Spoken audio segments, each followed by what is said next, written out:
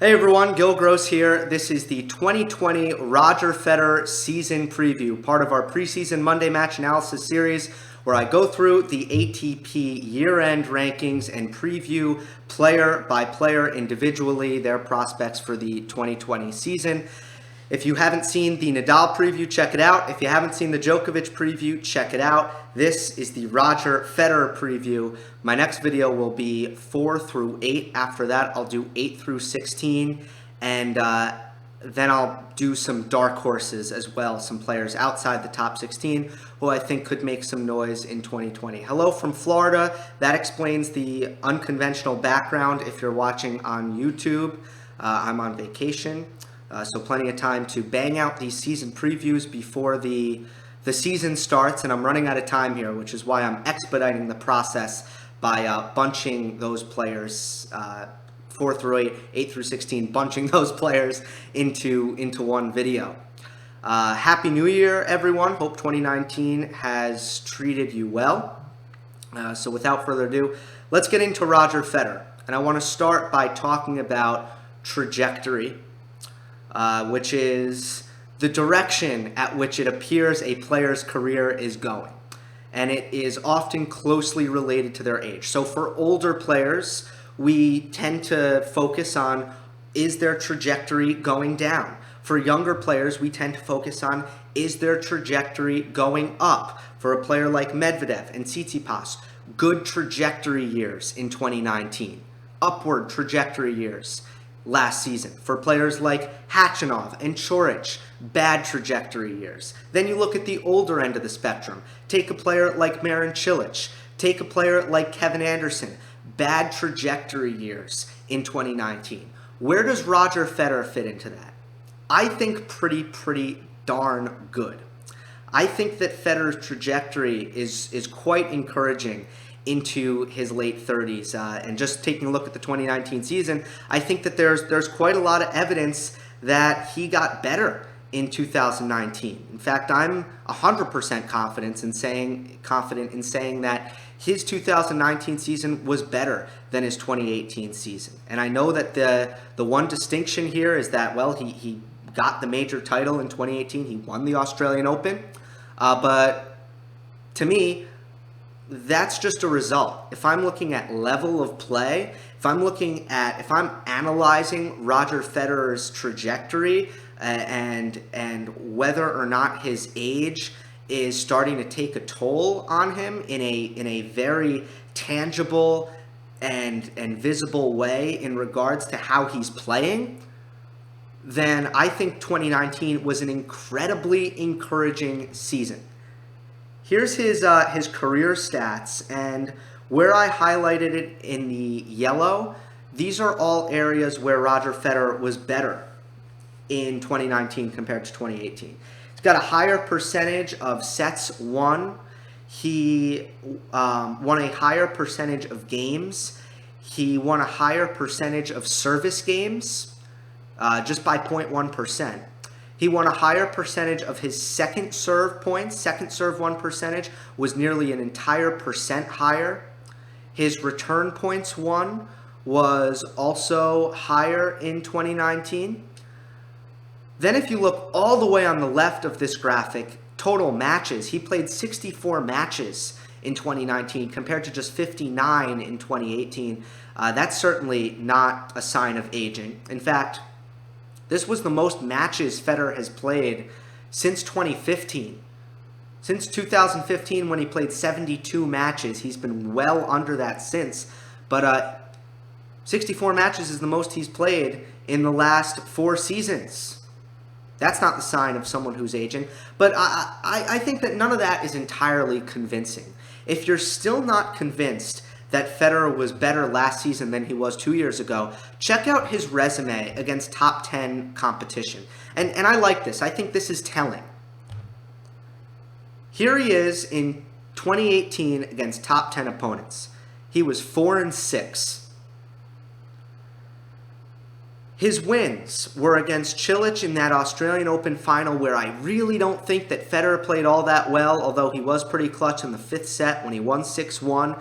But I don't think that either Cilic nor Federer played so well. Good for Federer for coming out on top. But as you'll see, that was actually his strongest win of the entire season.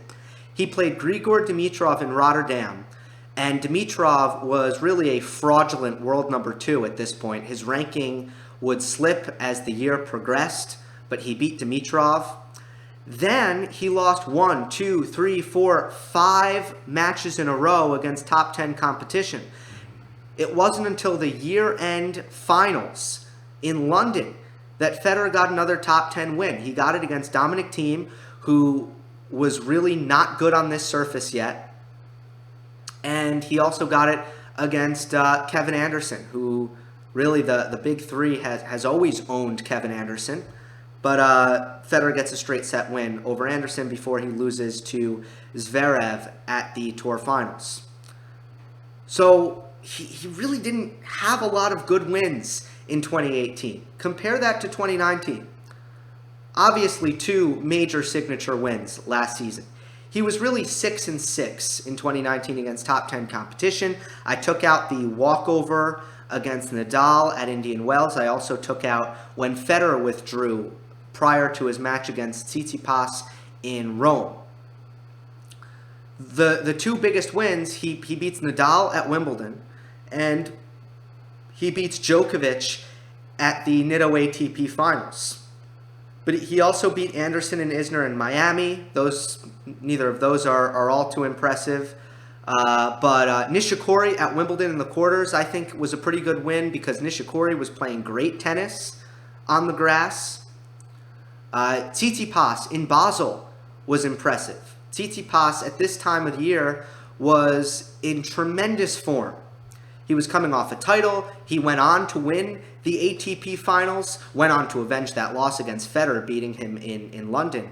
But that was a very impressive 6-4, 6-4 victory. So Federer had a slew of wins that you can look at and you can say those were impressive wins against the best competition in the sport. Federer was better in 2019, and that fact alone should have him really, really encouraged about where he's at. Heading into a 2020 season where, he's going to turn, he'll turn 39, right? Let's see, 1981, 2019, yeah. I think I have my math right. I can't do math. That's extremely encouraging. Trajectory. That's what the focus should be if you're Roger Federer. And the stance that I've maintained when it comes to Federer winning a major title is this. As long as Federer is a top 3 player in the world, he will have a chance to add on to his 20 major titles. As long as that is true, he will have that opportunity. Once that isn't true, then we can start throwing out claims that Federer will never win a major title again. But as long as he's the 3rd best player in the world, on fast courts, he could be the best player in the world. In 2019, he may have been the best player in the world on fast courts. I think that's a tough claim to make because Djokovic obviously won the 2 fast court slams. Djokovic won the Australian Open. He won Wimbledon. So I don't think you can really make that claim unless you're looking at it through a Federer lens. But still, he's right up there. And he scored wins over Djokovic and Nadal on some of the faster courts on tour, Wimbledon, ATP Finals, O2 Arena. So it was really encouraging for Federer overall, 2019. So that's important because the years where what Federer has been able to avoid is there have been years where he's gone down, but he's continued to rebound. So 2018 was a year where he went down from 2017, but he didn't go down again. He went back up. In 2016, he got injured. He went down. He went back up. There have been a lot of examples of this. So the most important thing is he's not on that downward trajectory yet. Now let's talk about why he was more effective in 2018. I think it comes down to how well he was playing under pressure. when Federer, there was now, I feel like a long time, about a year, and I think it bled into 2019, where Federer was cracking. He was cracking under pressure. A lot of people equate experience to the ability to play under pressure. I've never seen that correlation. I think I've seen more young players handle pressure in a really outstanding way compared to how older players have handled pressure. I think that young players often handle pressure better. I don't think that nerve management gets better with age. I think it probably gets worse. And I think that Federer has to battle with the reality that every time he gets himself into a big moment, he has to wonder, how many more chances am I going to have here? How many more cracks at this am I going to get? So the moment gets bigger and bigger and bigger. And let's be honest, if you are a fan of Roger Federer and you're watching him, you feel that too. You feel that same emotion. And you better believe that just like Federer fans are wondering as they're watching Wimbledon, oh my God, is this the last time he's going to get this chance? You better believe that's in Federer's head too. And then the question is, how does it affect his tennis? And I think in 2018 and the beginning stages of 2019, clearly it was having an adverse effect on his tennis. Because match after match after match, Federer was not coming through. He was getting himself break points, he was giving himself opportunities, and he wasn't taking them. The Kevin Anderson loss at Wimbledon, countless opportunities to go up, or after going up 2-0, countless opportunities to close the match. He can't do it, and it snowballs, and he loses. The John Millman match, opportunities to go up 2-0, doesn't do it. It snowballs, and he loses. The Tsitsipas match, break points early in the second set, 4 of them. Can't convert. 0 of 12 in that match on break points. It snowballs. He loses the match. Dominic Thiem, Indian Wells final. Break points early in the second set. Big moments. Federer got passive. Missed some forehands. Was safe on some returns. Didn't play the pressure moments well. But something changed for Federer. I think it was playing clay. I think it made him more match tough. I think it was great for his mentality. I think the repetition of going out there against an opponent in front of a big crowd and feeling those match emotions that you cannot simulate in practice no matter how hard you try. Feeling those match nerves, playing real competition without chatting at the changeovers, without having your coaches talk, a practice set, you cannot simulate a match, plain and simple. And Federer for 2 seasons in 2017, in 2018, went through a massive stretch of time where he was not playing competitive tennis. Adjusted that in 2019. He didn't say the reason was so that he could get more match tough. He said he just wanted to. That's all he said.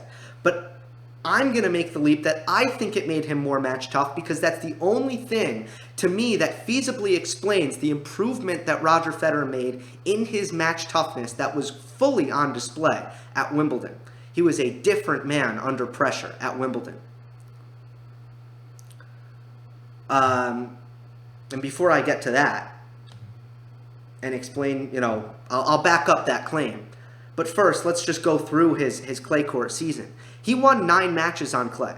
That's 9 matches where he feels the emotion that comes with walking out of the tunnel to start the match, not knowing how it's going to go. And that's 9 times where he felt what it feels like to have a match point in a competitive tennis match and to win it. It's 9 matches. A win over Gasquet, Monfils, Souza, Coric, Lorenzo Sonego, Oscar Ott, Casper Ruud, Leo Meyer, Stan Wawrinka at Roland Garros, a player who's beaten him at the French Open, player who's had 3 wins over Federer on clay. Federer really, that's the only surface that Wawrinka has given Federer tons of trouble is clay. Federer gets a win over Wawrinka on clay.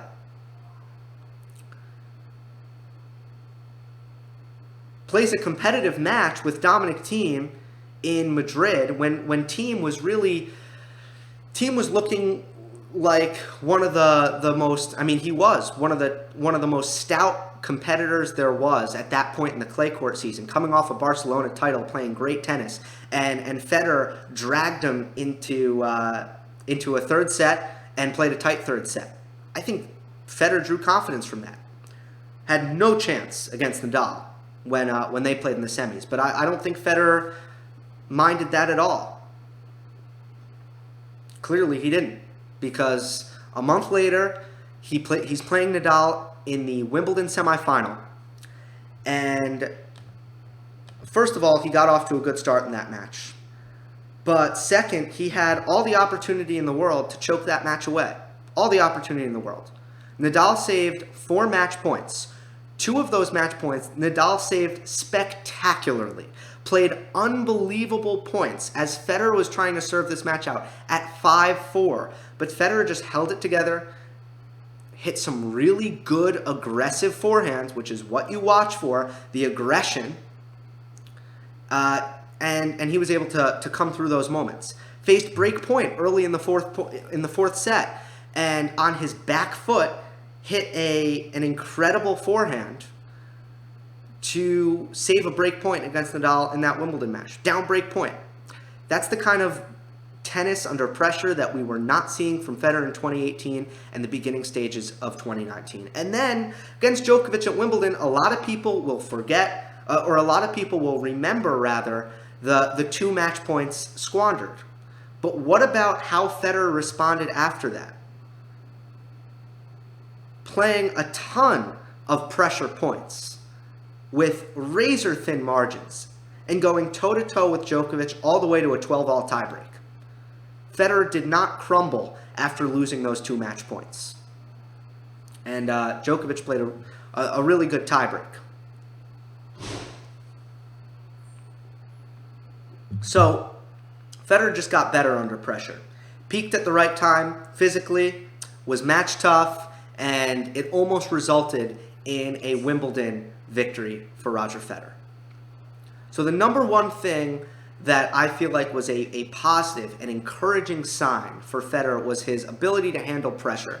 And I think he started getting much better, because he was never going to win anything with the mental game that he took into 2019, that it needed to get better.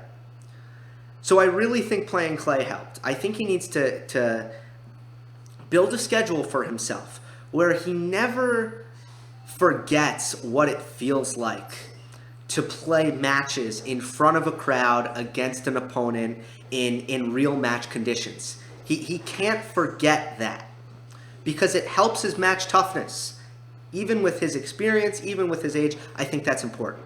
Right now, the 2020 schedule for Federer, it looks like he's going to play the French Open, but he hasn't committed to Rome or Madrid, which is interesting.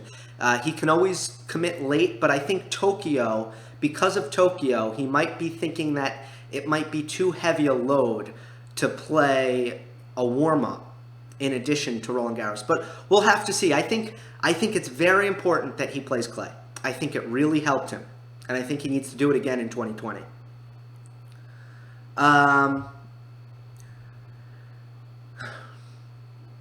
Let's talk about some more keys. And tactically, by the way, let's go to I'm trying to decide what the order is. First, I want to say this. When Federer is feeling the pressure, he is floating back his backhand return. He doesn't have the courage to hit over the backhand return. We saw that in the loss to Thiem. We saw that in the loss to Tsitsipas. So that's the telltale. Hit over the backhand return under pressure. Be aggressive with the backhand return. Also, just tactically such an important shot, and it was firing at Wimbledon. It was one of the big things at Wimbledon. The backhand return was so good.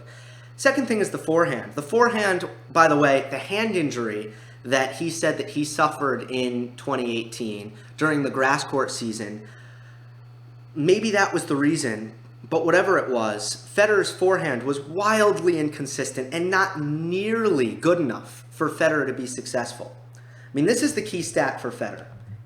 He wins a lot of points in under 3 shots. 53.5% of rallies, 1 to 3 shots, Roger Federer wins. That's top 10 on the tour. Only Daniil Medvedev was better in the last 52 matches. 43 of which were charted. It's kind of complicated. But the point is that Federer is really strong in that respect. That's all because he still has the best forehand serve combination in men's tennis. Sometimes the volleys come into play as well, and his ability to approach the net, have good feel for his net coverage and his volleys. So that'll always be there. That's still there for him. But that all comes down to the forehand and not making errors in bunches. When Federer's at his best, the forehand is money. The forehand was money all throughout Wimbledon. In the match against Nadal, it was incredible. The Wimbledon semifinal win, even in the final against Djokovic, it was really good. In the win against Djokovic at the ATP Finals, Federer's forehand was money. In Basel, Federer's forehand was really, really impressive. In the win over Stefanos Tsitsipas and the entire title run in Basel. Granted, only a 500, but such is the case. So the forehand's really important. Hitting over the backhand return is really important. But ultimately, Federer's movement might be what separates what gives him the ability to beat the high-end competition and what does not allow him to beat the high-end competition. When he's suffering, when he's struggling, when he's losing to Grigor Dimitrov at the US Open, for example, it all comes down to his ability to move explosively, to get himself in the right spot. When you see him making a ton of forehand errors, when you see him stabbing at a lot of backhands, going to kind of the defensive slice where maybe he could have gotten there in time and hit over the ball, or at least hit a more aggressive, less floating slice. That all comes down to his movement. But the thing is for Federer, and this is the key, is to me, he has proven in 2019 that he still has the goods to play really great first strike tennis, which will give him the ability to have success on the faster courts on tour against 98% of opponents. Maybe 99% of opponents. But against Djokovic, against Nadal, against Thiem, against Zverev, against Medvedev, he is going to need to win long rallies like he did against Nadal in the Wimbledon semifinals, so many of them. He's going to need to win those long rallies, and he's going to need explosive movement. He's going to need his legs. What is very clear is that he cannot maintain the explosivity in his legs over long periods of time, over the course of the season, over the course of a week, 2 weeks, if he's playing many physical matches in a row. That's why he looked great against Djokovic and awful against Tsitsipas. He'll probably never win a Nitto ATP Finals again. It's too physical. I don't think he'll win a US Open ever again. It's too physical. What he can do is he can play short matches at Wimbledon with days of rest in between. He can win Wimbledon. He can play short matches at the Australian Open, days of rest in between. He can win the Australian Open, but he needs to peak at the right time physically. He needs to beat his opponents rather quickly. So the key for Federer, playing under pressure, peaking physically at the right times, and some of that is going to be how quickly he's able to beat his opponents. And then even at the end, don't think I'm just talking about the lead up. Even when he's in the final, let's say, and he's playing Djokovic or Nadal or someone who's going to really challenge him, perhaps Federer at this point, he's got to win in 4, can't win in 5. What did he do against Nadal? He lost the second set in the Wimbledon semifinal 6-1. Went down a break, conserved his energy. Didn't really try to win that second set after he went down a break. Conserved his energy. Lost 6-1. That's the kind of thing he needs to do. That's going to be a challenge for Federer, but he's learning how to make the best of it.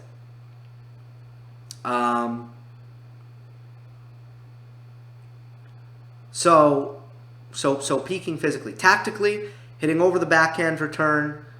I think the serve, by the way, he's losing miles per hour, but he's placing it better and he's serving a higher percentage. Perfect. He hit less aces last season, but he won more points. Or slightly lower on the, but he made more first serves, I should say. Lower aces, higher percentage. Sure, that's fine. Hit your spots. Play higher percentage if you're going to lose miles per hour. Federer's dealing with that very well. Tactically, he's got a good read on the Nadal matchup on fast courts.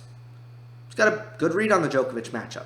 It's concerning that he doesn't have a handle on the team head-to-head, the Zverev head-to-head, or the Tsitsipas head-to-head. And that's a concern. But at the end of the day, Federer's going to have a chance to compete at the Australian Open, compete at Wimbledon. I do think his ranking is going to slip in 2020 due to his schedule and due to what I just mentioned, due to the fact that he doesn't really have a handle on some of those other head-to-heads. So I expect Federer's ranking to drop, but I don't think it'll matter because the main idea is that he competes for big titles, and I think he'll continue to do that. That's my prediction for Federer in 2020. He'll be in the mix in Australia. He'll be in the mix at Wimbledon. And by the way, he should be in the mix in Tokyo for the Olympics. I'm not sure how the scheduling will work there, but as long as it's not too demanding, I think Federer will be in the mix there. However, I do expect a rankings drop for Roger Federer in 2020, as I predicted, by the way, last year, and I was wrong. So let's see if he proves me wrong again. Next video will be 4 through 8 preview. Hope you enjoyed. Don't forget to subscribe. I'll see you next time.